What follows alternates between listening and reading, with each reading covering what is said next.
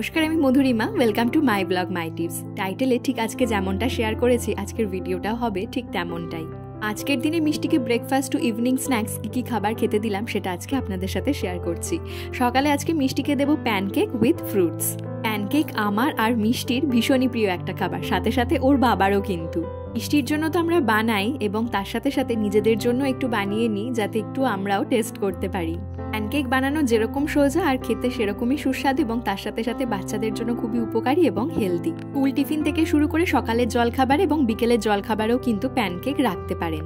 আমার এরকম অনেক ভিউয়ার্স আছেন যারা হচ্ছেন ভেজিটেরিয়ান, তো তাদের ক্ষেত্রে বলবো ডিমের বদলে কিন্তু দুধ দিয়েও এটা করা যায়, সেটার ক্ষেত্রেও খেতে ভালো হয়। আমি কোনো রকম ফ্লেভার অ্যাড করব না, চাইলে আপনারা ভ্যানিলা ফ্লেভারও অ্যাড করতে পারেন। এখানে ডিম, কলা আর তার সাথে সাথে গুড়ের যে একটা কম্বিনেশন, এটাতেই কিন্তু একটা সুন্দর টেস্ট তৈরি হয় এবং একটা সুন্দর ফ্লেভারও তৈরি হয়।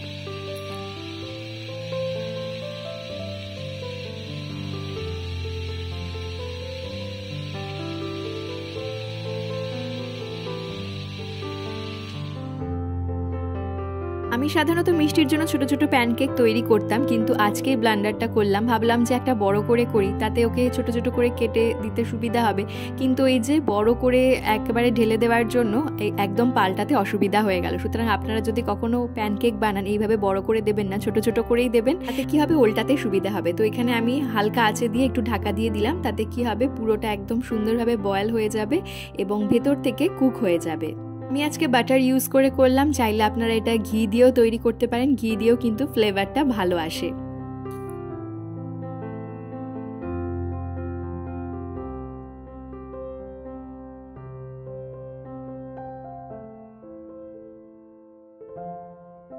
মিষ্টির খাবারে যদি আমি একটু ভ্যারাইটি রাখি, তাহলে ও এইভাবে দিলে বেশি পছন্দ করে। তো সেজন্য ওর টিফিন বক্সের যে ভিতরের পার্টটা রয়েছে ওটা আমি নিয়ে নিয়েছি। এটা ডিভাইড করা বলে দিতে বেশ সুবিধা হয় এবং তার সাথে সাথে দেখতেও ভালো লাগে। হ্যাঁ, মিষ্টির সিলিকনের প্লেটও কেনা হয়েছিল ওর জন্য, তবে এখন আর সিলিকনের প্লেটটা ব্যবহার করতে চাই না। আগে যখন ও ব্যবহার করতে পারতো না এই ধরনের প্লেটগুলো, ফেলে দেওয়ার একটা প্রবাবিলিটি ছিল, তো তখন দিতাম, এখন আর দিই না। তো এটা পুরোপুরি স্টিলের, তো এটাই আমি ব্যবহার করে থাকি। তো আঙুর দিয়েছি আমি, আর তার সাথে সাথে দিচ্ছি একটা আপেল। প্যানকেকের সাথে আপেল খেতে ভীষণ ভালো লাগে, আর মিষ্টিও খেতে বেশ পছন্দ করে, তবে খুব বেশি দিলেও খাবে না, সেজন্য এই একটা স্লাইসই ছোট ছোট টুকরো করে দিচ্ছি। আর সারাদিন মাঝে মধ্যে ওকে আমি টুকটাক ফল দিয়ে থাকি, কারণ আমাদের প্রসাদের ফল থাকে, সেই ফল থেকে টুকটাক ওকে দিয়ে থাকি। কারণ মিষ্টির মতো যে সমস্ত দুষ্টু বাচ্চারা রয়েছে, একেবারে বসে সমস্ত খাবার সুন্দরভাবে কমপ্লিট করে নেবে এরকমটা কেন হবে? সারাদিন ওই আস্তে আস্তে খাবে, খাবার ইচ্ছা হলো খেলো না, আবার খাবার ইচ্ছা হলো খেলো, এরকমভাবে চলতে থাকে।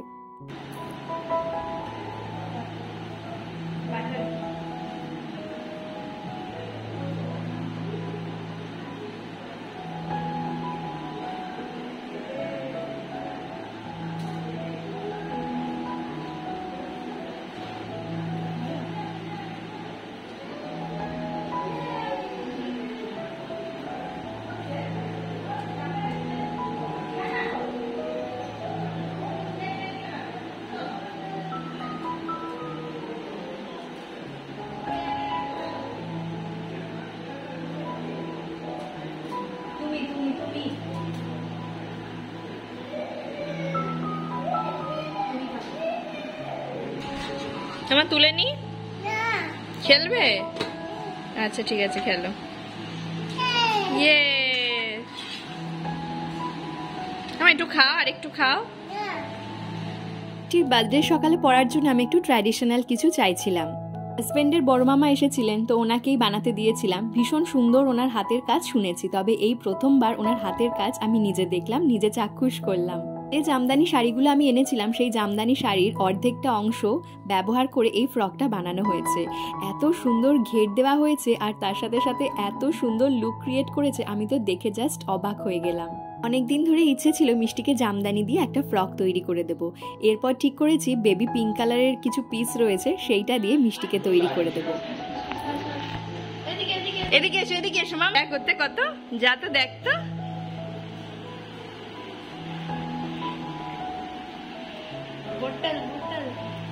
মামা একটু ঘোরো ঘোরো ঘোরো ঘোরো, সামনের দিকে তাকাও, তাকাবে তো। বোতল বার করো, বোতল রাখো ওখানে। হ্যাঁ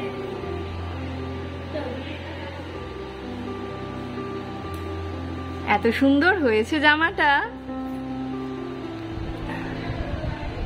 তো আমার হাজবেন্ডের বড় মামা, মানে আমার বড় মামা শ্বশুর সব্যসাচীর কাছে কাজ করতেন।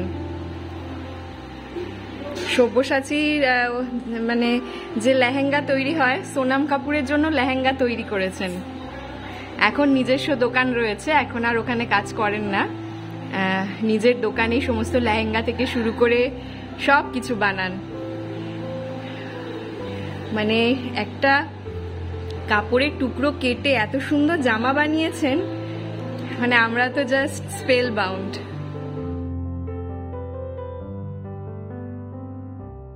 এই সপ্তাহে মিষ্টিকে পরপর কয়েকদিন মাছ দেওয়া হয়েছে, তবে মিষ্টি মাছের থেকে ডিমটাই বেশি পছন্দ করে। মাছ দেওয়া হলে ও কি করে, মাছটা মানে ছিবড়ে করে ফেলে দেয়। ভাতটা খেয়ে নিল, কিন্তু মাছটা মুখে রেখে দেয় এক সাইডে এবং ছিবড়ে করে তারপর ফেলে দেয়। কিন্তু ডিমটা ও বেশ পছন্দ করে। তার সাথে সাথে সিম্পল ডাল ভাত হবে, আলু ভাজা হবে, এটা মিষ্টির বেস্ট কম্বিনেশন লাগে। এটা নিয়ে নাও, বাবার গেঞ্জি তুলে নাও। ওই তো তোমার দড়িতে রেখে এসো। তোমার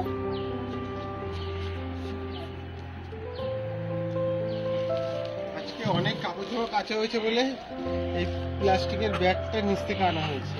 নাও রেখে দাও, আরেকটা দিচ্ছে। কত কাজ করে দেখেছিস? হ্যাঁ, অনেক কাজ করে, কিন্তু আমার বিজনেসেও প্রচুর হেল্প করে।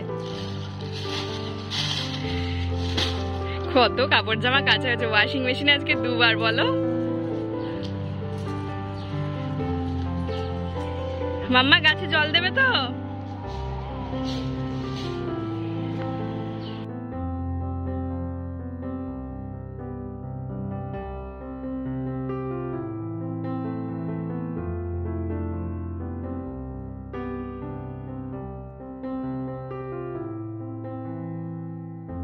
সন্ধ্যের খাবারে মিষ্টিকে আজকে দেবো সিমুই। মিষ্টি সিমুই খেতে ভীষণ পছন্দ করে, তবে এটা কিন্তু শুধু আজকের দিনের একদিনের খাবারের রুটিন আপনাদের সাথে শেয়ার করছি।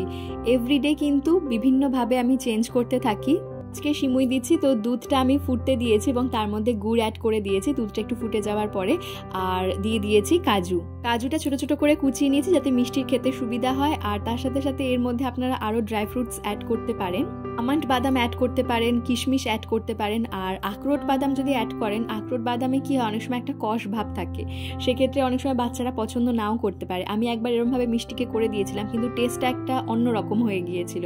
সেজন্য তারপর থেকে আমি আখরোট বাদামটা এর মধ্যে ব্যবহার না করারই চেষ্টা করি। মিষ্টির জন্য ওর পিপি কেশর এনে দিয়েছে কাশ্মীর থেকে। তো তারপরে আমি মিষ্টির পিডিয়াট্রিক্সের সাথে কথা বলেছিলাম। উনি বললেন যে 2 থেকে 3টে কেশর আমরা বাচ্চাদের খাবারে সারা দিনের মধ্যে একবার অ্যাড করতে পারি। আমরা বড়রা কেশর খেলে যেরকম প্রচুর উপকারিতা রয়েছে, তার সাথে সাথে বেবিদের ক্ষেত্রেও কিন্তু প্রচুর উপকারিতা রয়েছে। সেটা আপনারা গুগলে সার্চ করেই দেখতে পেয়ে যাবেন। তবে গুগলের ওপর ভরসা করবেন না, ডেফিনেটলি কেশর দেওয়ার আগে আপনার পিডিয়াট্রিক্সের সাথে কথা বলে নেবেন, ঠিক আমি যেমনটা বলে নিয়েছি। আর কেশর যদি দিতেই হয় 2 বছরের বাচ্চার ক্ষেত্রে 2 থেকে 3টের বেশি নয়। আপনার বাচ্চার বয়স যদি এর থেকে কম হয় অবশ্যই ডাক্তারের সাথে কথা বলবেন।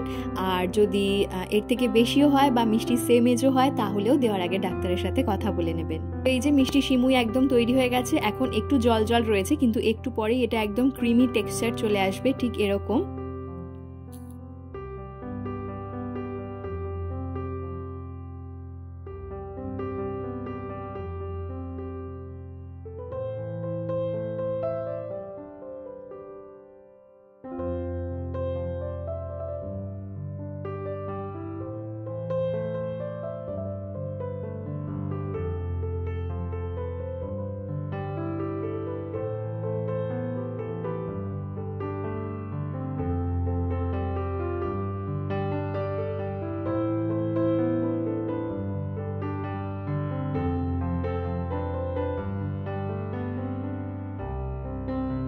আমরা যখন ঘুরতে যাব সেই সময় ঠান্ডা থাকবে, তো সেজন্য মিষ্টির জন্য জ্যাকেট অর্ডার করেছিলাম।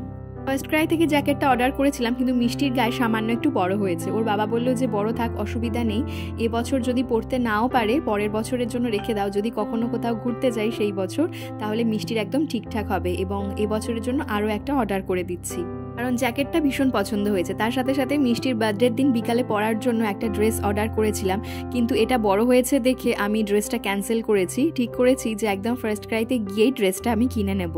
তবে আমাদের বাড়ির আশেপাশে যেরকম মধ্যমগ্রাম থেকে সিতির মোড় থেকে যে সমস্ত আউটলেটগুলো হয়েছে, খুব যে একটা হিউজ কালেকশন থাকে তেমনটা নয়, আর পছন্দসইও সেরকম থাকে না। অ্যাপসে যতটা ভ্যারাইটি দেখা যায় আউটলেটগুলোতে তেমনটা পাওয়া যায় না। আমাদের জুন মাসে 3 তারিখে ঘুরতে যাওয়ার কথা রয়েছে বলতে টিকিট কাটাও হয়ে গিয়েছে।